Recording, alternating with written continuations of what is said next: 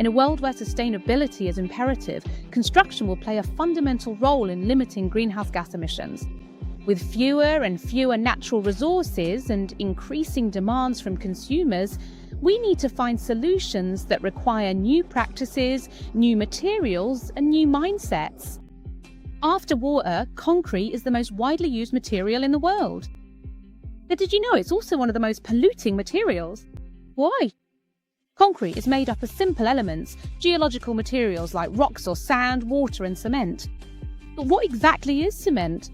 Cement is an artificial material whose main function is to act as a binding agent in civil construction. In other words, it's the superglue of construction. As the main ingredient in concrete, it's also responsible for almost 8% of global carbon dioxide emissions.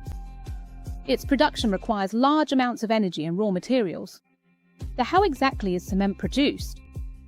The journey of cement begins in the quarries, where limestone, clay and other raw materials are extracted. At the plants, the raw materials are crushed and screened. The materials ground until it becomes a fine powder. This powder is fed into a rotary kiln and heated to about 1,450 degrees. At these high temperatures, the materials react chemically and form a new solid substance called clinker. The hot clinker is then cooled and ground again, producing the fine powder we know as cement. It's during the heating phase to 1,450 degrees that large amounts of carbon dioxide are released into the atmosphere, causing the harmful greenhouse effect. In conclusion, when cement is produced, there's a huge release of carbon dioxide into the atmosphere, which contributes to the increase of the planet's greenhouse effect. So why don't we just shut down cement production? As cities grow and the population increases, the need for cement also grows. This rapid development aggravates environmental problems and makes it harder to reduce emissions. In summary, it's necessary to reduce carbon dioxide emissions into the atmosphere, decrease the amount of raw materials and water, while simultaneously maintaining the capacity to build more and with higher quality standards. And how will we solve this? With ingenuity. Low-carbon concrete uses less cement, incorporates recycled materials, and maintains the same mechanical performance as conventional concrete. SECIL, one of the largest Portuguese cement companies, has been looking for solutions since 1990. Its goal is set: total decarbonisation, or net zero by 2050. The initial stage consisted of a thorough analysis of all phases of the production process with the aim of identifying alternative solutions. Key areas for improvement were identified. Reduce the consumption of virgin raw materials.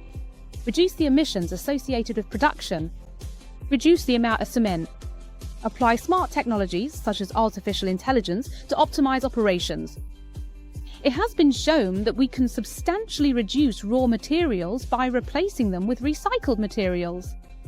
In this way, the useful life of quarries is increased and a second life is given to perfectly reusable materials whose alternative would be disposal in landfills. Cement production involves high consumption of thermal energy. How to minimize the carbon dioxide footprint in this production? In addition to the use of renewable energies, such as wind power, SECIL supports carbon dioxide offset projects in the areas of reforestation and solar water heating, contributing to the sustainable development of local communities. Adding materials such as fly ash, silica fume, or superplasticizers allows for the reduction of the amount of cement while maintaining performance. Less cement does not mean less strength. The use of artificial intelligence has allowed for the optimization of production, reduction of errors, limitation of waste, and even the planning of deliveries, avoiding unnecessary travel. The first supply of Vertice Zero concrete took place on the 13th of September 2023 at Quinta da Marinha in Cascais. Green concrete exists and it works. It is one of the keys to more sustainable construction. 100 years ago we had the New Deal. Now, with identical magnitude, we have the Green Deal. The goal is set to reduce emissions by 50% by 2030. The final goal is carbon neutrality by 2050. The transformation has already begun. Are you ready to build sustainably?